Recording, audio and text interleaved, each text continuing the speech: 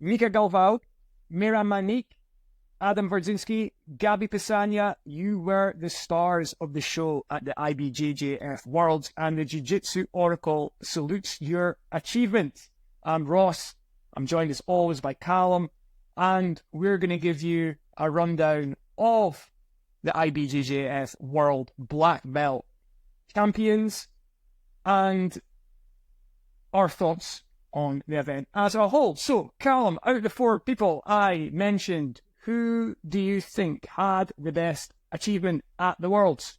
Let's start with featherweight and have a look at Meyram, and then we can work our way up to lightweight and look at Mica and go up from there. So I think Meyram was the MVP of the show because, number one, he won what we thought was the hardest division with the most depth, the biggest names, the most previous world champions. He won that.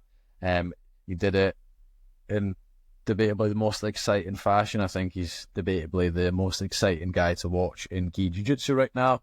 And another title I would like to propose for him is maybe the best stand-up in Gi Jiu-Jitsu as well.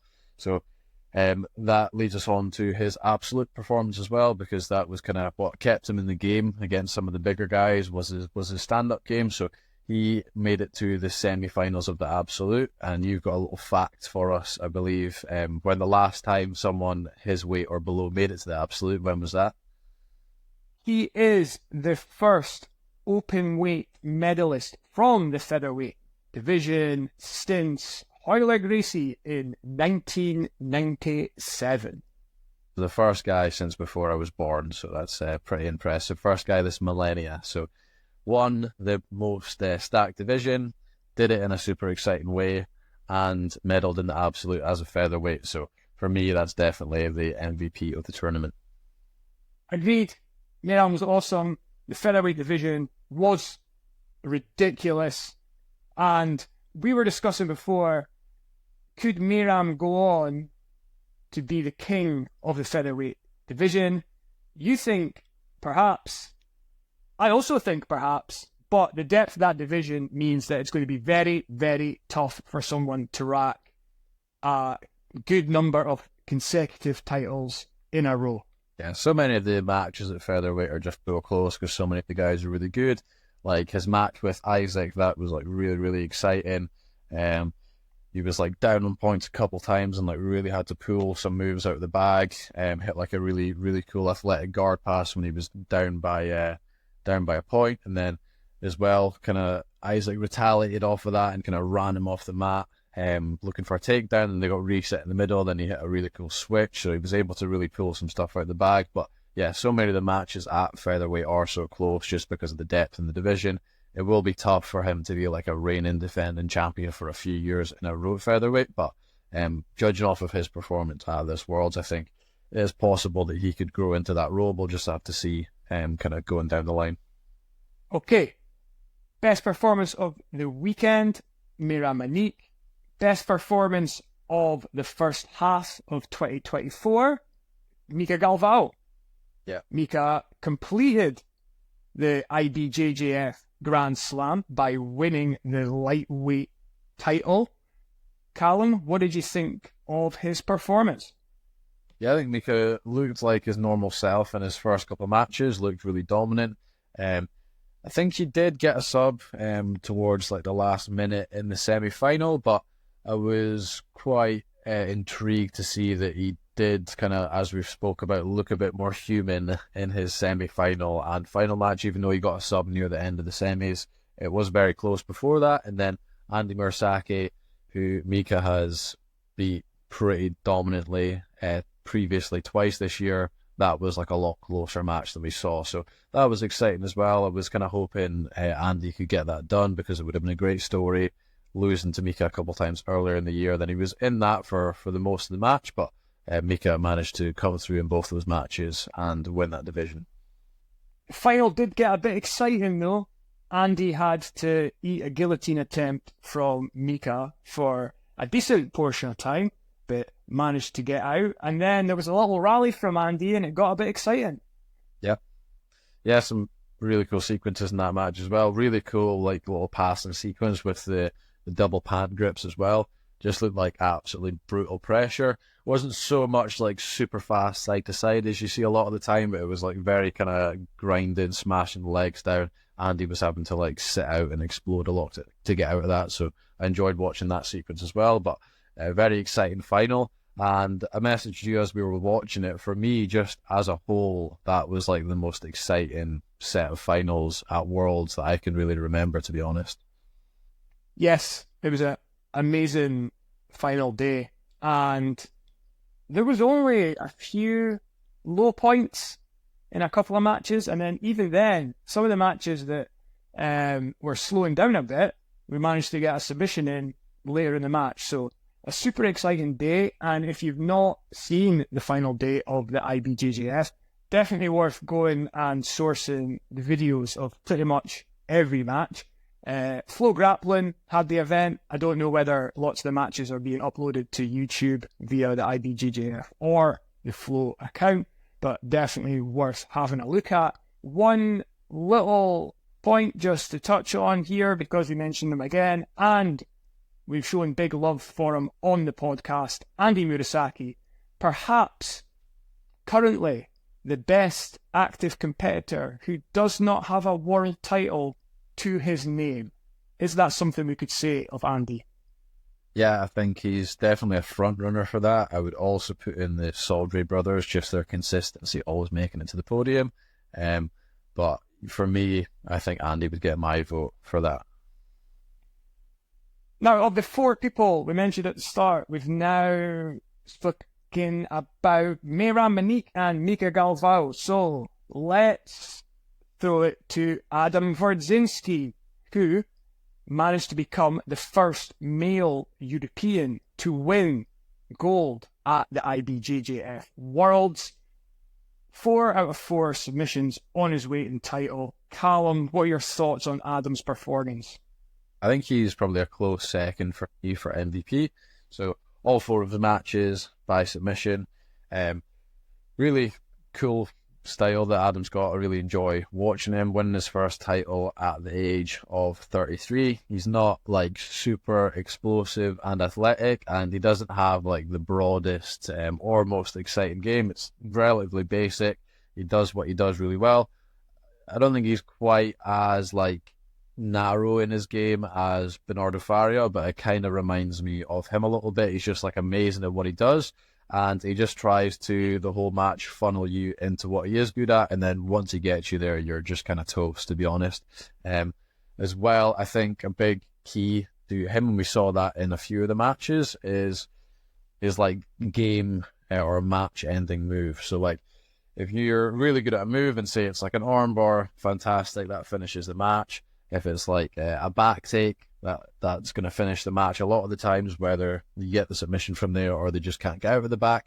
And then a lot of guys, they've got kind of like a signature sweep, and that can or can't be a match-ending move. So say, for example, you've got a sweep that is like a kind of long-range guard sweep. So I'd categorize long-range guards as guards where you kind of have your feet on your opponent. So like Deli Yuba, Spider Guard, these kind of things.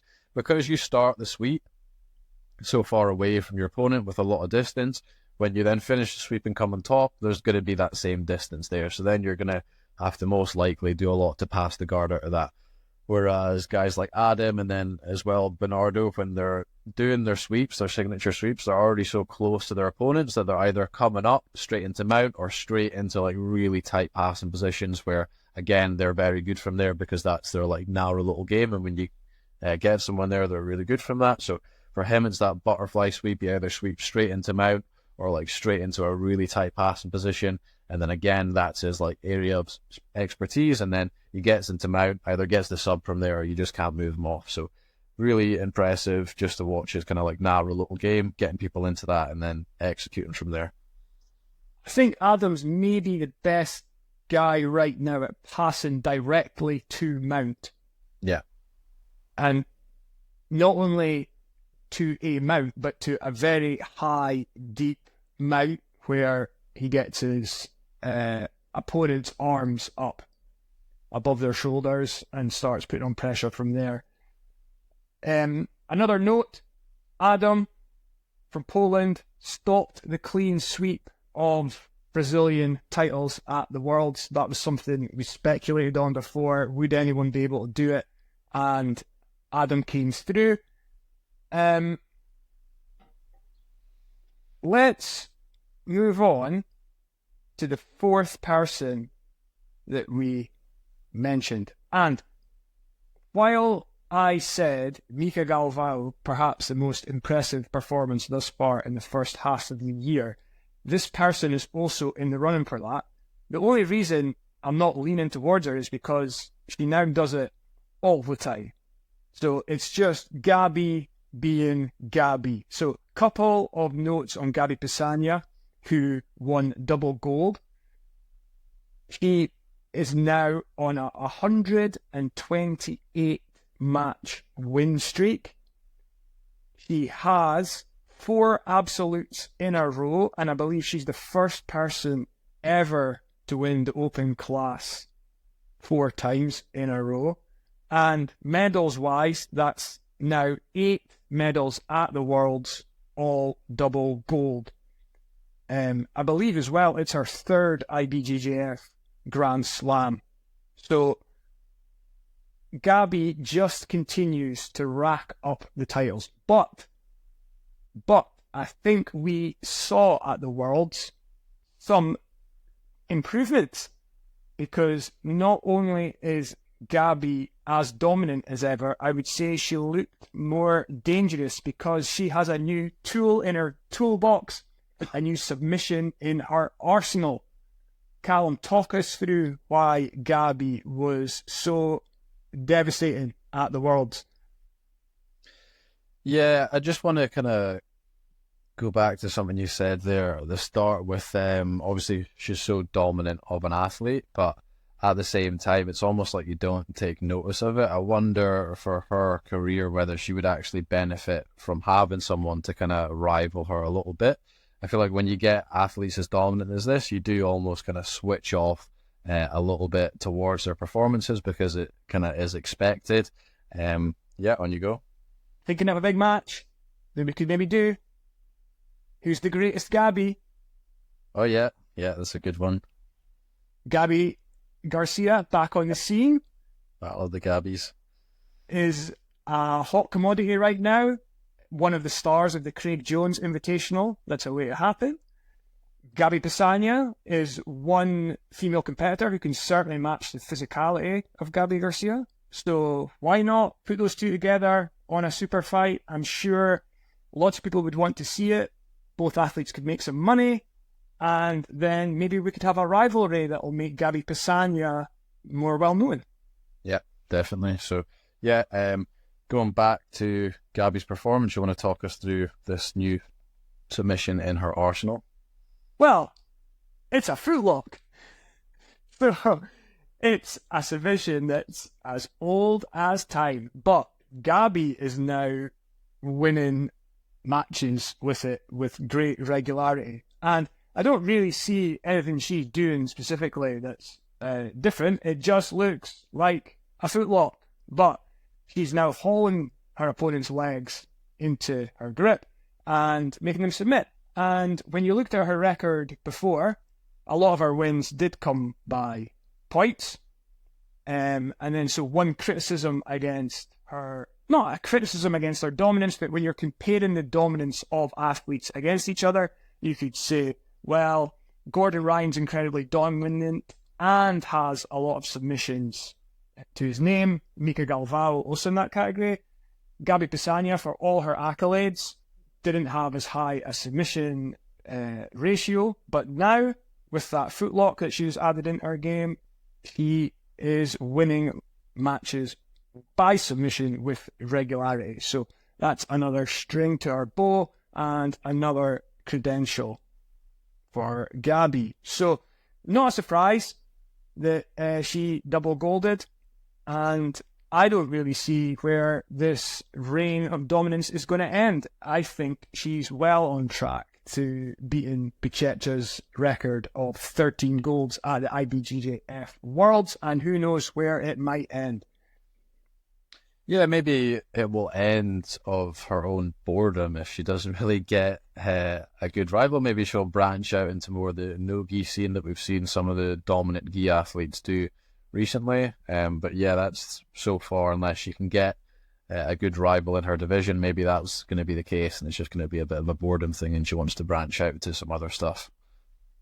And she's still got some people to chase down. 8 titles puts her on the same level as Michelle Michelini and Leandro Lowe. But that 13 that Pessanha holds is still out there and will need quite a few World Championship double gold performances to get ahead of that. So she can shoot for that as a career ambition if she can stay excited enough to do it. And maybe next year with Gabi we'll see a new submission. Maybe it's the footlock this year, maybe next year it'll be all about arm bars or something like that. Who knows? Okay, so let's go back into the competition and run through some more of the talking points. So, first off, I want to give credit to the people who won world titles for the first time. In the men, we saw Roberto win the rooster weight, and we can get into why Taliesin didn't make it to the final as expected. And we also saw Yatan Bueno win the world title for the first time at ultra heavy. Middleweight, Jackson the Guy came through, and much like Taliesin didn't make it to the final, and he was the one that we thought would be nailed on. In the middleweight division, his AOJ teammate Tainan Dalpra didn't make it to the final. So let's get into some of that stuff that we're talking about there. Calum, first off, rooster weight. Taliesin didn't make it through. Big shock, because he was on course for a Grand Slam. Yeah, so he lost his first match by a decision. In the match, he managed to steal 2 points right off the bat off the guy's guard pull. So obviously in that roosterweight division, given Taliesin's skill set, that is like an amazing way to start the match. But he was on top. His opponent had him wrapped up in a bit of like a... Yeah, on you go. Can I just throw in his opponent's name? Let's give him some props, because it's written down in front of me. So Andrew Soares managed to beat Taliesin. So props to Andrew. Yeah, who ended up getting bronze in that division. So yeah, once he got that 2 points for like taking the takedown straight off the start of the match, Andrew Suarez wrapped him up pretty tightly in like a sleeve lasso, then maybe a bit of a lapel lasso as well. And they were there for quite a while in the match. I think they both ended up getting the same amount of penalties from that position. Personally, I thought the penalties should have been given a bit more towards Andrew and not to Taliesin. I felt like Andrew was holding that position quite a lot more. But then later on in the match, he managed to attack the back off of that, and then off of that managed to sweep. And when he swept, he was in quite a deep like leg drag-esque position. And I think that's probably what swayed it to the judges, because they were even on penalties and advantages from that. Fair play to Roberto as well. An amazing back take, I believe, in the final, which was looking like a 50-50 match in the early stages, but by the end of it was a convincing win for Roberto. Now, middleweight, a huge talking point in the event was the disqualification suffered by Tainan Dalpra, who I think probably, along with Gabi Pessanha, was the most odds-on of any of the competitors to win their division. So, talk us through what happened with Tainan, Calum. So Tainan won his first match pretty normally, as we see Tainan do in like the early matches of Worlds, pretty dominantly. And in his second round, he had Francisco Lowe. So the match started on their feet. They were both kind of fighting to get collar grips, and it's hard to see whether he actually hit him in the face or not, but Francisco kind of grabbed his face and fell to the ground, kind of rolling around. Looks like pretending like he was in a lot of pain from Tainan reaching out and grabbing the collar. Again, I don't know if he hit him in the face or not. So that was like the start of the match to kick things off. And then off of that, they were on the feet a little bit longer again, and then Tainan pulled guard. He got to his De La Riva position, and then he proceeded to do a move that is illegal and got him banned, but I do think Francisco kind of played up to it a bit like he did earlier in the match. So what it was that got him DQ'd was he was in De La Riva, and then he went to an underhook De La Riva, so he just underhooked the ankle, which is perfectly legal, but then in the gi, as soon as you underhook the leg from De La Riva and then connect your hands together, that is illegal, and that got him DQ'd. So I think two sides to that. One, that is the rules. He did do that and was DQ'd, regardless of whether Francisco was like pretending to have hurt his knee or not. That is the rules. He did get DQ'd, so like no arguments there. The other side of that is that move is legal in no-gi in IBJJF, and I really don't see what difference it makes whether someone is wearing trousers or not to why that move would be legal. Obviously, there's some differences in the rules between gi and no-gi for like reaping and heel hooks, which I can understand not wanting to bring heel hooks into the gi game for friction and maybe other things, but for that move specifically, I really don't see what the difference is whether someone's wearing gi pants or not. So I think it's a silly rule.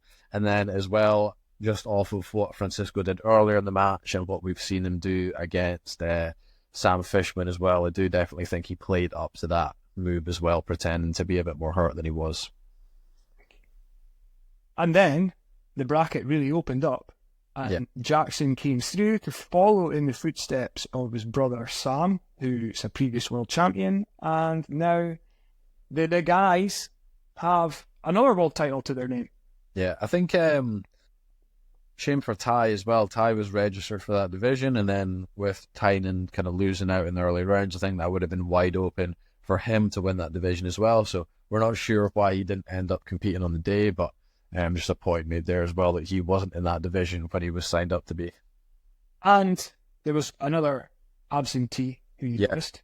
Jonathan Alves in the lightweight division as well. He was registered. We talked about him beforehand in that division. Looking forward to see him rematching Mica, but again, he didn't show up on the day, so don't know why that was. Could have been injury, could have been anything, but he was not to be seen on the day.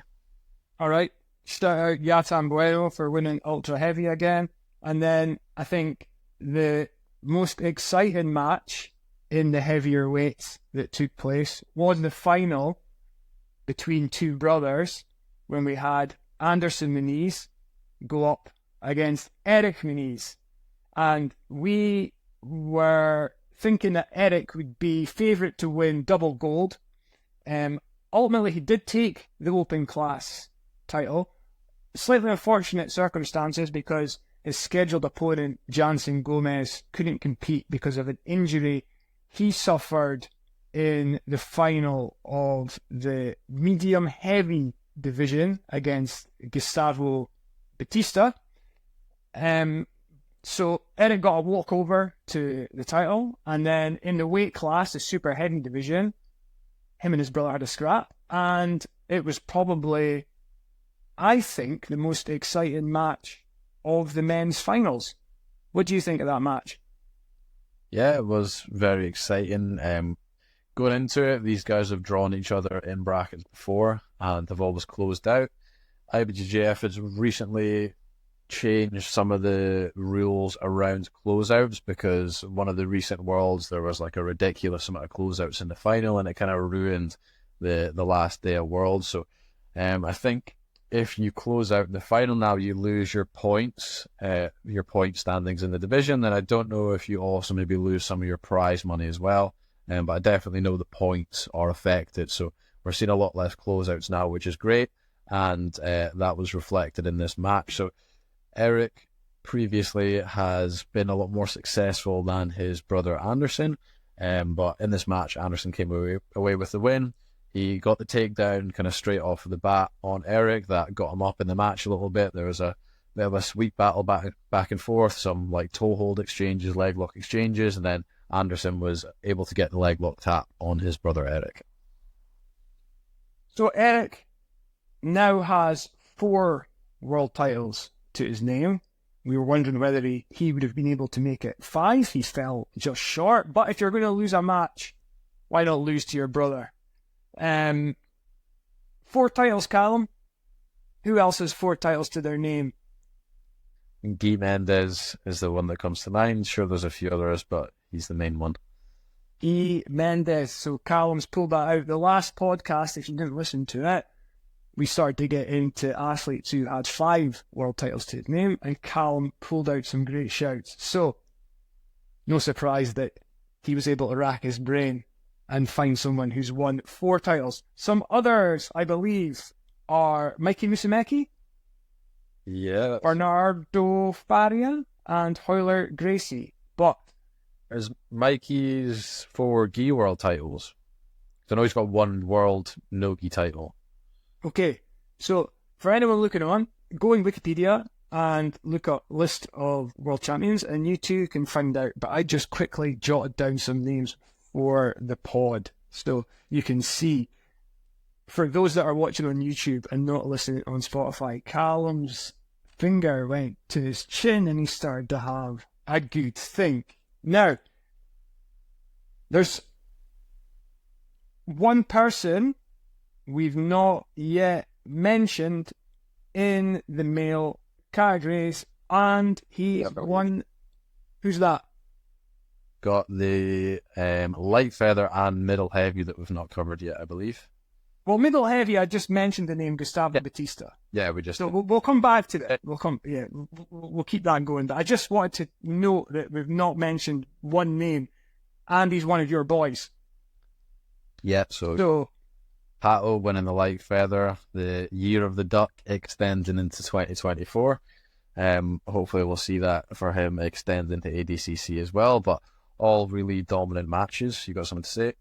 Well, just the reason we can throw these two together is because of the leg attack finishes that both are able to get. So on you go. Keep talking about both guys, and you can throw in their submission prowess along the way. Yeah, so Pato looked really good. Really good from guard, but mainly I was impressed with his top game. Looked like a real immovable object on top. Saw him utilising that kind of low squat posture to camp out a little bit and deal with whatever entanglements his opponent threw his way. And then he was really able to utilise really strong tight passing, getting to kind of chest half guard, passing from there, settling down at a closed guard even, and passing out of that to get to a flattened half guard. So really impressed overall watching him. And what about Gustavo Batista?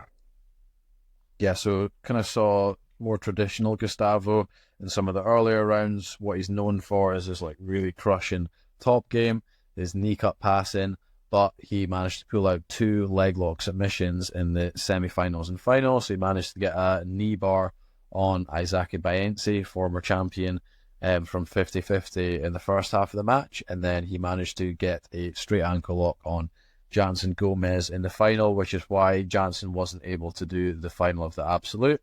And just a note on that footlock, that was a footlock in which it was turned in the way. So the recent rules allowing that to be legal. Previously, that would have been illegal because Gustavo kind of forced the knee inwards. But thankfully, with the new rule changes, that was allowed, and he got the submission off of that. And I think we should give a shout out to Jansen for his efforts across the weekend, for medium heavy guy to go so deep in the Absolute at the Worlds deserves a lot of credit, and it was a shame that he wasn't able to take part in the open class final against Mayram Manique, because I think that would have been an entertaining strap with good action, and hopefully he heals up pretty soon and we see him back on the comp scene. But yeah, terrific weekend for Jansen, even although it didn't end up with a gold medal this time. Now, we'll get into the women's competition outside of Gabi Pessanha, who was the headline attraction. And I think it comes into 2 categories. I think there are the divisions, the lighter divisions, where the winners were people that we touted before the event as being likely to win or had in the nailed on category. And then there was a couple of divisions where we had more surprise winners. Now, the first one I want to talk about, rooster weight, Mayasa Bastos won. We had her heavily favoured to win. She is from Art of Jiu-Jitsu, and she was one of only 2 Art of Jiu-Jitsu athletes to win a black belt title at the IBJJF Worlds, along with the aforementioned Diego Pato. And if I may, for as good as AOJ has been this year, and for as many titles as they won in the coloured belts and the juveniles, etc., I think 2 titles from the black belts is probably a slightly disappointing return for that team based on the amount of talent they had in the event. But Mayasa and Pato both looked amazing on the way to their titles. Yeah, a few upsets for AOJ. Had Gutenberg as one of the favourites in the ultra heavy. Obviously, Tainan and Talston losing early on. They were favourites for their division. Then we had Jonathan just not showing up for his. So yeah, bit of an underperformance just by their own standards, but overall still did pretty well. And we're only holding them to the standards that they have been setting of late, where we had them pegged as the top team in Jiu-Jitsu for certain, and then maybe as we widen it out into all of Jiu-Jitsu, you can compare AOJ against New Wave. It's one of the only rivalries where you could actually get deep into discussion about like how much of a battle that would be between the two for like who comes out on top. Both have like deep rosters of absolutely amazing elite competitors. So not going to go at AOJ, just saying based on their lofty standards, probably coming away with 2 titles is slightly under par. But as we said, Pato and Mayasa were both amazing. Now, the other lighter female categories had pretty predictable winners. Tamaris Aquino was highly favoured. Tata Ribeiro beat A-Rod in the final of the feather, and we thought one of those 2 would win. That was an interesting match because there was a clash of heads early on in the match. Unfortunately, A-Rod suffered a cut to her face and battled on with her head wrapped up, but it can't have been an ideal start to the match to have that happen to you and then have to like gather your thoughts and get yourself back into it. But a fantastic performance from Tata to take the title. And then we had Luisa Montero win. He beat Brianna St. Marie, and we favoured both of them to go pretty deep. And then I think it was Shea in the middleweight division said that Andressa Citra would more than likely win, and that's her now on to 5 world titles. Luisa Montero in the weight class down, that's now her 3rd world title. So shout out to those guys for adding some more medals to the trophy cabinet. But across those divisions, not many shocks along the way. I think the 2 more interesting divisions were middle heavy and heavy, where we saw Tamara Ferreira win her 1st world title. I'd said before, perhaps Amy Campo would be able to come through. Well, 1, because I'm impressed with Amy, and 2, just because my knowledge of that division isn't super deep. But Tamara took her 1st world title, so she'll definitely be one to keep tabs on from here on. And in the heavy, it was Tamara Silva, and she's a new black belt. So again, another name on the scene. The person I'd suggested in her preview, Melissa Stricker-Cueto, she lost in the semi-finals. So we have 2 new athletes to keep tabs on in the female divisions. But for the most part, it kind of went roughly as expected. One note on the tournament as a whole. Although we've said the finals day was one of the best finals days as a whole that we've had the pleasure of watching, I do think it just lacked that one amazing moment, for example, that we'd seen previously where Jansen Gomez beat Tainan Dalpra and the whole arena erupted. And probably the most poignant moment of the finals day was the minute silence that was observed in memory of Leandro Lowe.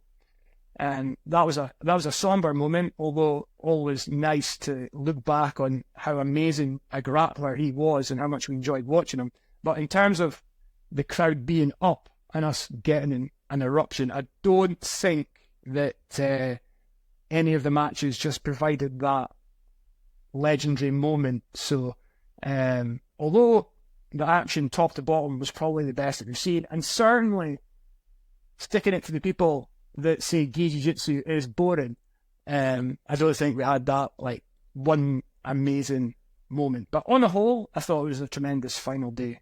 Calum, any thoughts on the event as we reach the end of our discussion? Yeah, nothing much new to add. I think overall it was very exciting to watch. Representing gi jiu-jitsu well. Saw that the crowd for the finals was pretty packed out at the Worlds as well, which was nice to see. So yeah, just overall good event. Hopefully you can watch it if you've got some spare time. I'm sure some of the more popular or bigger named matches will get uploaded to YouTube soon. So if you don't have Flow, you can keep an eye out on the IBJJF or Flow's YouTube page, and they'll be uploading some of the matches soon. And now that we have discussed a great weekend of action in the black belt divisions at the IBJJF Worlds, it is time to dive back into the beef between ADCC and CJI that will no doubt dominate the discourse over the upcoming weeks. So we're going to do our best to keep you up to date with everything that's happening with those two events that have certainly seemed to capture the imagination of grappling fans. But if you want to step away from all the debate and watch some great jiu-jitsu action, dig out these matches on YouTube or Flow Grappling, and you certainly won't be disappointed with the action that you watch. But for now, Calum, let's get back into the beef, find out what's happening. Maybe someone's made a switch while we've been doing this podcast. So until next time, we'll see you later.